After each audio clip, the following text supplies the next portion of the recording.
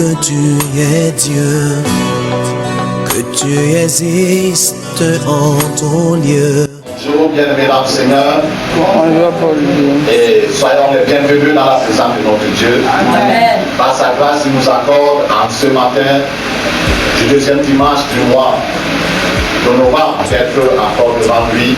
Et surtout, d'avancer dans notre programme touchant l'aspect du partage de sa parole. Alléluia. Amen. Nous saurions continuer sans saluer nos très chers téléspectateurs qui continuent de disposer des précieuses minutes de leur temps. Bien-aimés, nous vous apprécions, nous apprécions la disponibilité de votre temps. Et nous vous l'avons déjà dit, répétons tout simplement, pour vous rassurer que le temps que vous disposez, parce que nous nous croyons que vous nous disposez à Dieu, et si également dans votre cœur vous nous disposez à Dieu, ce n'est pas un temps perdu. Alléluia. C'est plutôt un gain parce que vous prêtez ce temps à Dieu. Et Dieu n'a jamais été redevable. Alléluia. Pour, comment dire, retenir la dette de quelqu'un. Il paye toujours ses dettes. Demandez à Abraham, il vous le dira. Lorsqu'il a prêté son fils Isaac à Dieu, Dieu n'est pas resté indifférent. Si en se tenant, Dieu n'a pas dit descends la montagne. Quand tu vas aller enterrer ton fils, c'est là où je vais faire quelque chose. C'est en tenant, Dieu lui a montré qu'il n'est pas redevable. Alléluia. Dieu lui a donné un bélier. C'est parce qu'il y avait les béliers sur la montagne là-bas. Mais un bélier est apparu. Personne ne reconnaît le bélier. C'est parce que le bélier partait faire dans la cour d'herbe. Alléluia.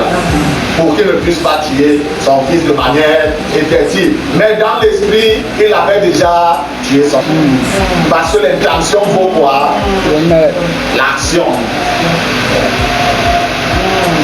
Donc le temps que vous disposez à Dieu, c'est un gain du temps. Alléluia. Nous ne pourrons aller sans nous remettre entre les mains de celui-là qui nous réunit ce matin. Encore par sa grâce et dans sa grande miséricorde, nous prions. Toi des rois et Dieu éternel, nous t'élevons et te bénissons ce matin. Nous ton Saint-Nom, toi le Dieu fidèle, qui n'a jamais cessé d'être fidèle, Seigneur. Merci pour ta fidélité, ta bonté que tu manifestes encore à notre endroit en ce matin, nous réunissant en Seigneur et nous conduisant depuis le début de ce jusqu'à ce moment, au Seigneur notre Dieu, nous voulons partager ta parole. Seigneur, c'est ta parole. Et comme c'est ta parole, nous avons besoin de toi. Par ton esprit, Seigneur, ouvre notre entendement et notre compréhension, Seigneur notre Dieu. Spirituel ce matin, pas de gloire, donne-nous encore un cœur et des oreilles de tes disciples, oh Dieu. Afin qu'entendant ta parole, nous puissions entendre ta voix, nous puissions garder cette parole dans nos cœurs, surtout que nous puissions la mettre en pratique dans notre marche de chaque jour. À la saison. Merci, oh Dieu éternel, pour ta bonté, ta grâce. Merci pour l'action de ton esprit, Seigneur, mon Dieu, dans nos cœurs, pendant ce moment de partage, au nom de Jésus-Christ de Nazareth. Amen. Amen. Vous pouvez vous asseoir, bien-aimés. Alléluia. Amen. Par la grâce du Seigneur, nous touchons au terme de cette étude que nous avons engagée il y a 3 dimanches. Alléluia. Amen. Il a fallu du temps. Mais ceci était nécessaire. Nous n'avons pas la tirer comme ça sur une étude. Encore moins sur une prédication. La prédication, on passe vite. Alléluia. C'est un service rapide, la prédication. Mais l'étude, ça ne peut que se faire de cette manière. Un enseignant ne peut pas enseigner pour rapide. Les élèves ne vont rien comprendre. C'est pourquoi il faut aller terre à terre. Pour que même le plus simple, les auditeurs puissent comprendre. Alléluia. Est-ce que vous savez pourquoi je suis habillé ce matin comme ça? Non, papa. Vous comprendrez tout à l'heure. Lorsque nous serons en train. J'ai vu tellement que je viens sortir en blanc. Le dernier paquet. Alléluia. Amen. La Bible dit que la fin d'une chose vaut mieux que son commencement. Ce matin, par la grâce du Seigneur, nous dansons toujours sur l'autel la nécessité de l'éclosion des dons de révélation dans l'Église. En effet, lorsque nous parlons de l'Église, ici nous voulons parler de l'Église locale, dans une assemblée locale donnée. Donc, pourquoi il y a différence entre l'Église grand E qui représente le corps du Christ et l'Église petit E qui représente une assemblée locale. Alléluia. Amen. Le sous-thème, troisième, le don du discernement des esprits. Il fait partie des dons spirituels, bien entendu. Le don du discernement des esprits.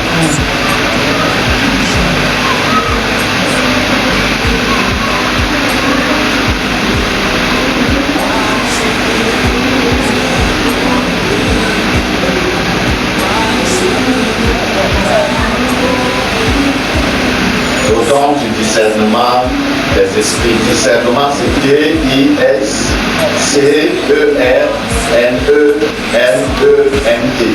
Je dis, si tu n'as pas bien écrit, tu as bien écrit, c'est bien. Alléluia. Amen. À ne pas confondre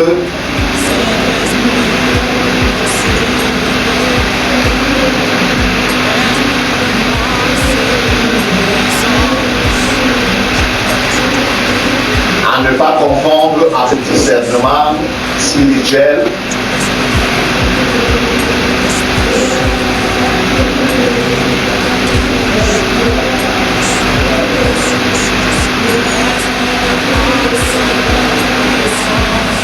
à ne pas confondre avec le discernement spirituel qui vient avec la maturité.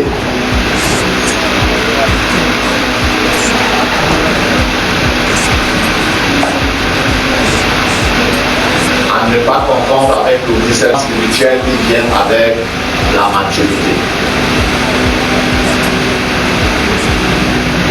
C'est-à-dire quelqu'un qui est mature spirituellement, n'est-ce pas? Il a cette capacité de faire la distinction des choses. Alléluia. Et cette capacité-là, normalement, tous les gens matures, même dans le monde physique, qui a ce discernement, l'enfant peut tout confondre. Mais une personne mature ne peut pas tout confondre.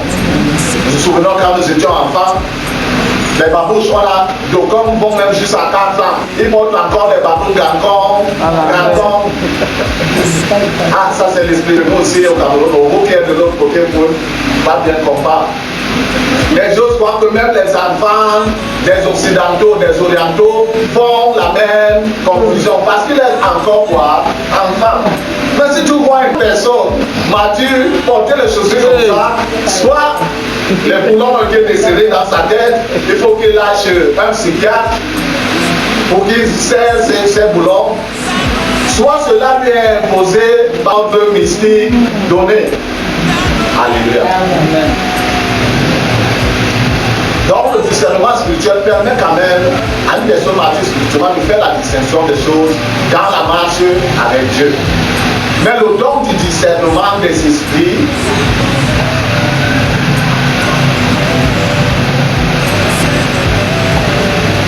le don du discernement des esprits, c'est une capacité divine.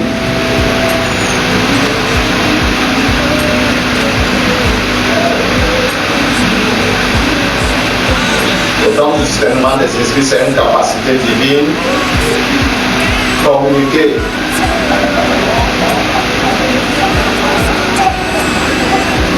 par le Saint-Esprit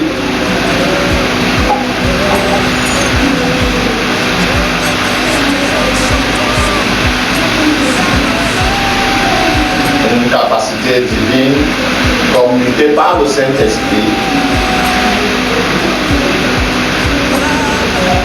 à l'un de ses enfants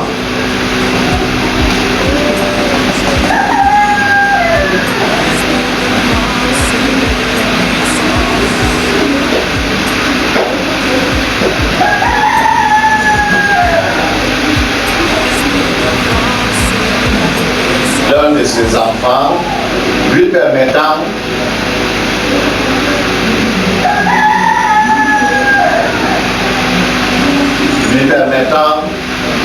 de connaître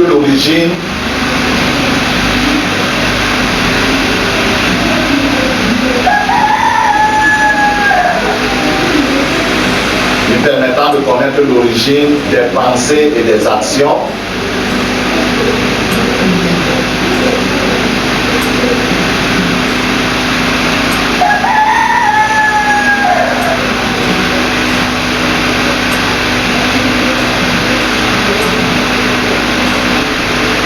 l'origine des pensées et des actions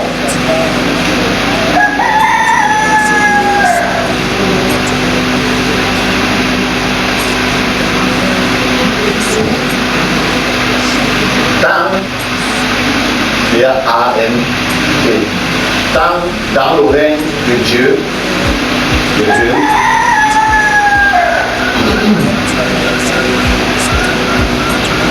tant dans le règne de Dieu, virgule, de l'esprit humain,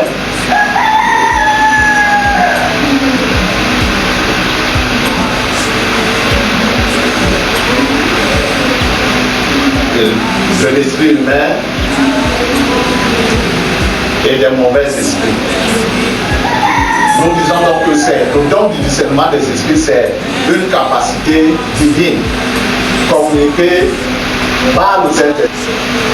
Ça veut dire que tous ces dons viennent lorsque le Saint-Esprit descend sur une vie ou sur une communauté donnée. Il descend et il répand les dons. Ces dons sont comme des outils, comme des instruments, comme des armes pour le bien-être de cette communauté.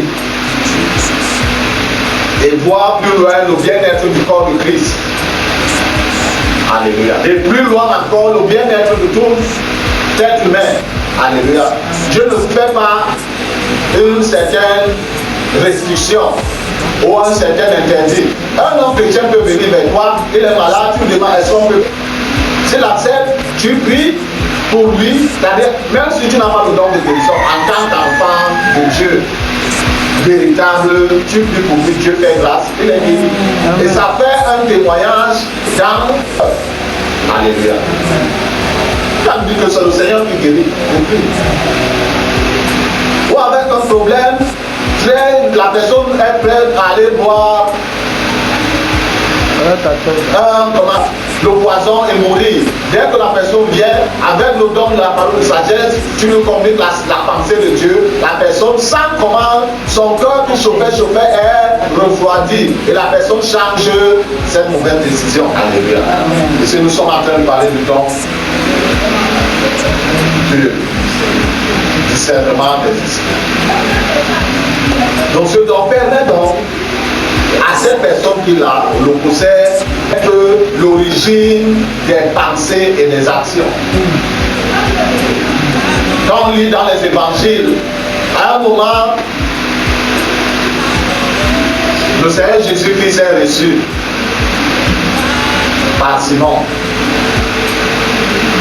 Je crois que c'était un pharisien.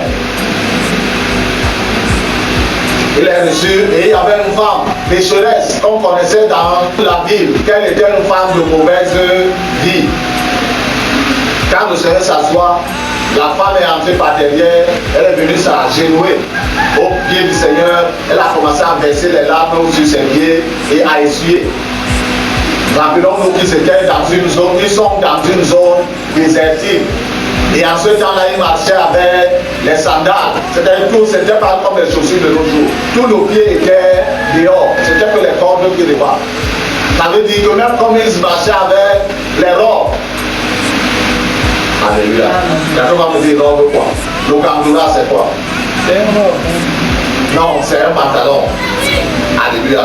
Il marchait, même s'il pouvait avoir le pantalon en bas, il marchait avec les robes et les pieds se salissaient. C'est pourquoi, lorsque quelqu'un avait un étranger chez lui, il faisait quoi? Il lui donnait d'abord l'eau. Il se lave les pieds. C'est un geste de quoi? D'hospitalité. Alléluia. Pendant donc que la femme est en train de faire cela, Simon dans son cœur commence, je crois que c'est lui qui rapporte celle-là, que si cet homme c'était prophète. Il n'a pas dit si cet homme s'était sacrifié, alors que si cet homme c'était roi, ou alors si cet homme c'était pasteur, ou l'homme c'était apôtre, ou cet homme c'était évangile. Il dit si cet homme était prophète. Cette loi dont nous venons d'étudier se manifeste dans la Bible, en plus de la prophétie. Et couronner tout ceci, l'enseignement de la parole de Dieu. Il t'enseigne selon la révélation que Dieu lui donne à l'instant. Tu peux avoir lu cette portion de lui comprendre à ton niveau. Quand lui commence à t'expliquer là, il commence, c'est pourquoi quand le Seigneur Jésus est entré dans la synagogue, comme Luc 4 nous rapporte, il a lu le livre d'Isaïe le prophète. L'Esprit du Seigneur l'Éternel de moi. Il a cité. Quand il a fermé, il dit cette parole de l'Écriture que vous avez entendue, c'est d'accord. Hein? Depuis 800 ans, Isaïe a parlé, c'est toi, le fils de Marie. Tu penses que nous ne connaissons pas ton histoire? Hein? Tu penses que nous ne connaissons pas ton père, tes frères, tes soeurs ne sont pas parmi nous? Hein? Ces paroles de l'Écriture, c'est Jésus révèle accompli.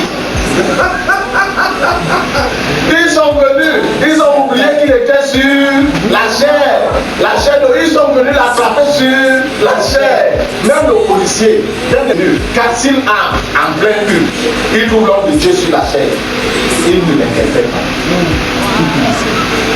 Même s'ils ont un mandat d'arrêt, ils attendent qu'il descende parce qu'on leur enseigne cela. Et ceci est dans toute institution, en dehors des pays qui disent que Dieu n'existe pas. Ils sont venus l'attraper sur la chair, ils l'ont fait sortir de la synagogue, ils l'ont amené pour le jeter, le précipiter du haut d'une falaise. Parce qu'il était en train de faire quoi? Blasphémer à leurs oreilles. Ils ont attendu 800 ans pour entendre une telle déclaration. Isaïe a écrit, il n'eût été la préservation de Dieu, cet écrit devait s'égarer. Mais Dieu a préservé pour que le Fils de l'homme étant venu leur dise que cette parole d'Isaïe depuis 800 ans s'est accomplie en ce jour. C'est ça le écrit. Mais plus tard, quand ils ont commencé à voir les manifestations de la toute-puissance de Dieu en lui, ils n'ont pas reconnu qu'il avait dit ceci, que la parole était accomplie. Ils ont commencé à dire qu'il fait pas le prince des démons, Belzébul. Donc le Seigneur leur a dit, oui, si moi je chasse les démons par Belzébul, vos fils, par qui? Parce que leur fils était, certains de leurs fils étaient ses quoi? Ses disciples. Et ils chassaient aussi les démons par Belzébul.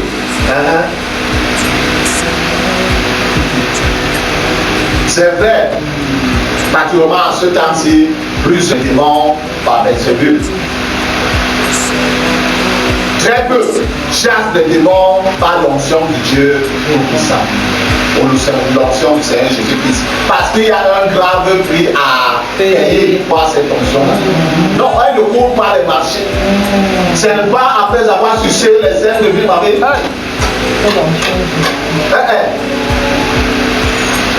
Tu payes le prix qu'il faut et le Seigneur te donne cela. Il a payé le prix qu'il faut, au prix qu'il fallait. Alléluia. Pour connaître l'origine des pensées. Et le Seigneur n'a pas dit que Simon, je connais c'est les pensées dans ton cœur. Et tu as eu à dire ceci. Non, le Seigneur a commencé à lui répondre. Simon, je suis entré dans ta maison, tu ne m'as pas perdu. Les Juifs, les Occidentaux, les disent, quand quelqu'un va et se donne les baisers. Alléluia. Tu ne m'as pas baisé. Mais cette femme, depuis qu'elle est entrée ici, elle ne cesse de faire quoi? De baiser mes pieds. De donner les bises sur mes pieds. Tu ne m'as pas donné l'eau, je lave mes pieds. C'était en effet, en tant que pharisien, c'est le B.A.B.A. En fait, même si tu n'es pas allé à l'école, c'est le B.A.B.A. de leur tradition. Parce que c'est la coutume. Il n'a pas donné l'eau.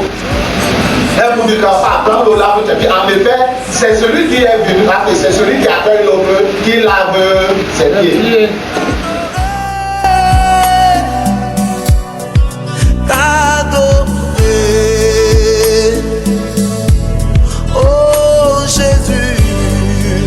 Esprit de force et de puissance,